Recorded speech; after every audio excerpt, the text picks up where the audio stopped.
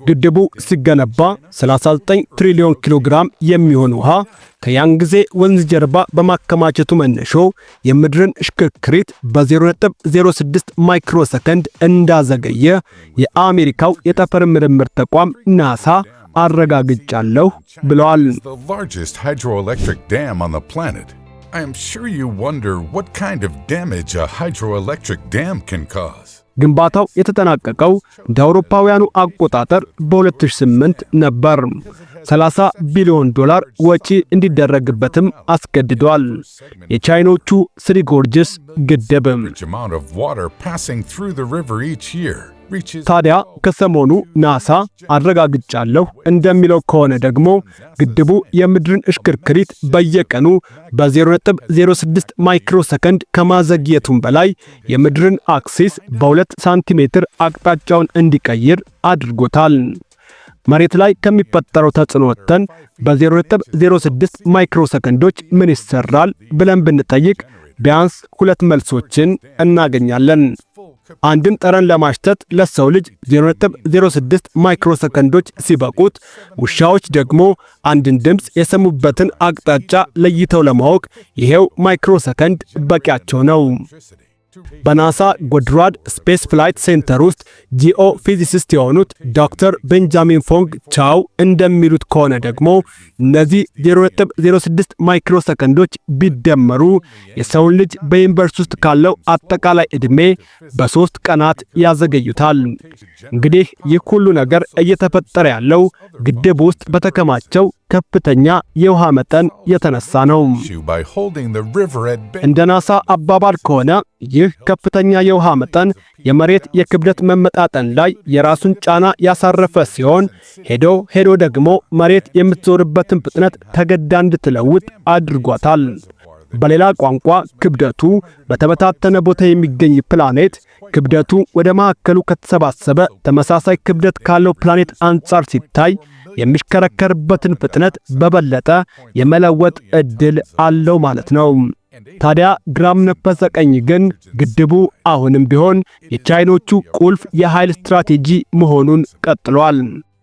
ለመሆኑ ስለዚህ የቻይኖቹ ልዕለ ግድብ ምን እናውቃለን?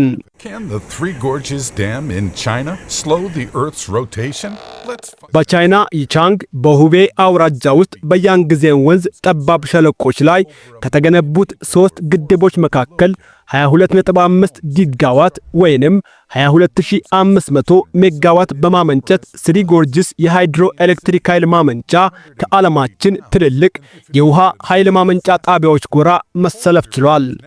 በቻይና ስሪ ጎርጅስ ኮርፖሬሽን የተገነባው ይህ የውሃ ማመንጫ ጣቢያ ቁመቱ 185 ሜትር ሲሆን 2309 ሜትር ደግሞ ይሰፋል።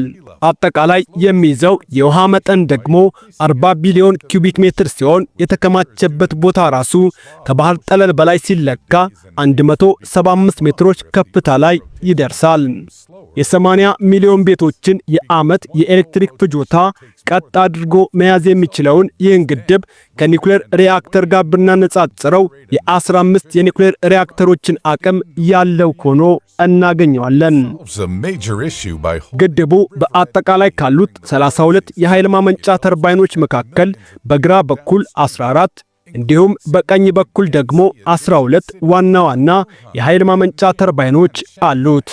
እነዚህ ኃይል አመንጪ ተርባይኖች እንደ አውሮፓውያኑ አቆጣጠር በ2008 ወደ ሥራ ሲገቡ 18300 ሜጋዋት ኃይል ማመንጨት ችለዋል።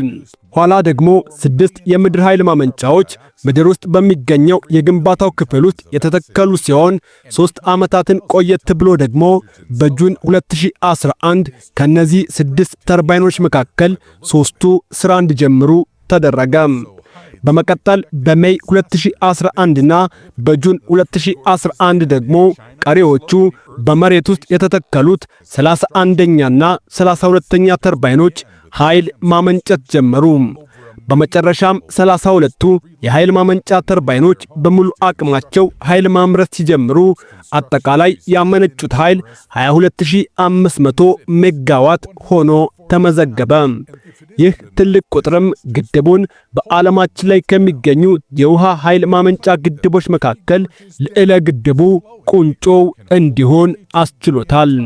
ማስታወሻ፣ ይህን ግድብ ቻይና በምትገነባበት ወቅት እኛ ያለን ብቻሽን ይህን ግዙፍ ፕሮጀክት አትገነቤም፣ ባይሆን በምንችለው ቤት ባፈራው አቅም ሁሉ አለንልሽ ሲሉ ጀርመን፣ ስዊዘርላንድ፣ ስዊድን፣ ፈረንሳይ፣ እንግሊዝና ጃፓን እጃቸውን ለድጋፍ እንደዘረጉላት ልብ ይሏል።